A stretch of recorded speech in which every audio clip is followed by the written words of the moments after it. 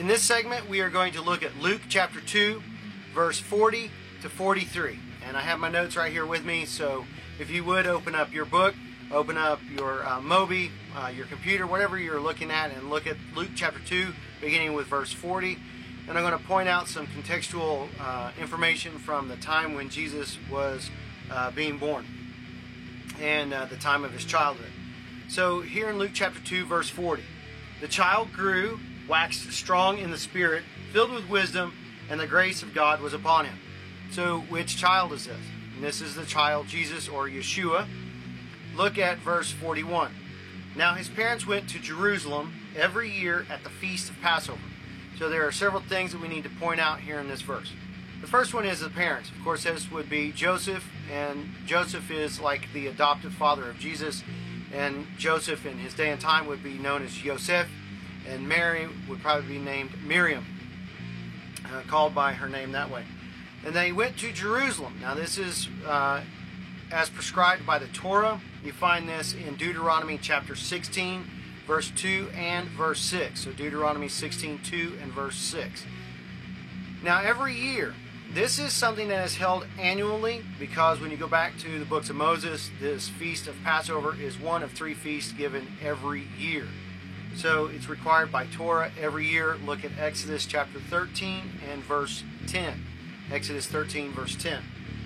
Now the the feast of Passover. It's called the Feast of Passover, but we're going to see here in a few minutes that there's some other names that go with it. But it's also the Feast of Unleavened Bread. And so it's a 7-day event. So you can see this. It's established in Exodus chapter 12 and chapter 13. Now let's go on to Luke chapter 2, verse 42. Here's what that verse says. And when he was 12 years old, they went up to Jerusalem after the custom of the feast. So let's take a look at some of the things that are within this verse. The custom of the feast. This occurs in Aviv, A-B-I-V or A-V-I-V, Aviv. It really depends on how you want to pronounce it. That is Israel's first calendrical month. So you can find that in the book of Exodus. This month has the first of 3 annual feasts. So the first feast is called Pesach, or Passover, and it is also known as the Feast of Unleavened Bread because it lasts 1 week.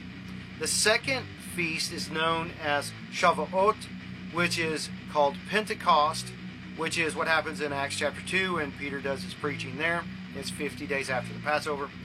Or it's also called the Feast of Weeks. The third festival is called Sukkot. It's also called Tabernacles or Booths.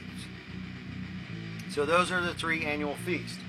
Now the Passover, like we mentioned before, is also known as the Feast of Unleavened Bread, or Pesach. It occurs every year.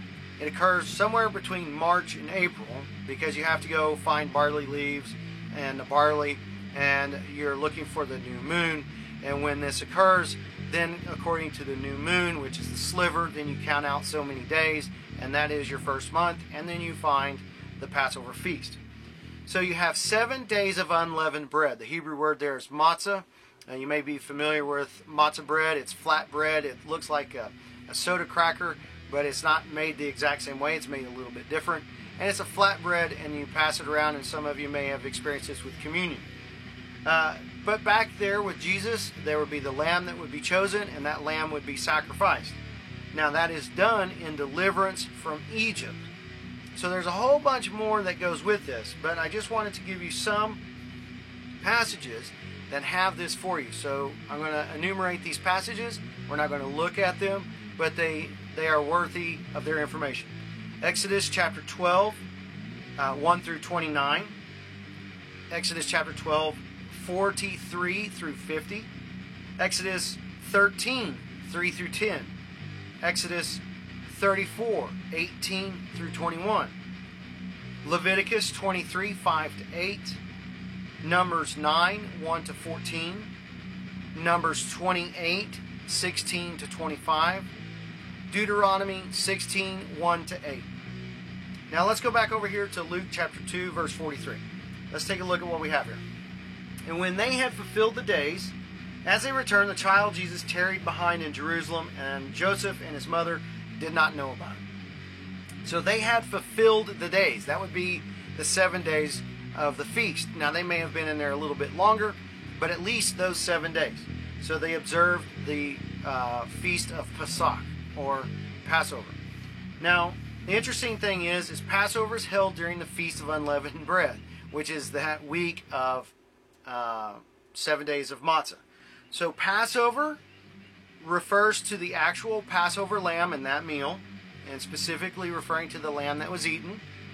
Or Passover can refer to the week that is set aside for the Feast of Unleavened Bread. So right there we have two references of Passover. It's to the meal of the lamb that's eaten, and it's also to the week, and it refers to that entire thing. But there's also one other reference for Passover. It can also refer to the Seder meal. Now, this is a traditional meal that was instituted sometime before Jesus and long after the Exodus. But it is held during the week of Passover, and it is a traditional meal that has several specific emblems on it, and that is a feast that is eaten during the week of Passover or unleavened bread as well. And it is this particular meal that Jesus partakes of when he has his Last Supper, and he gives fulfilled meaning to those emblems, because those emblems have very specific things that are added to that traditional meal, which are not found in the instructions for the Passover lamb meal, which is Exodus 12 and 13. So these are very important. These are the things which happened to Jesus when he was about 12, and we're going to find Jesus observing Passover during his ministry, and then partaking of the Seder meal in his Last Supper and giving additional meaning to it. So these are important things, and here we are in the Passover season, and it is a good thing to go back to this and study through it.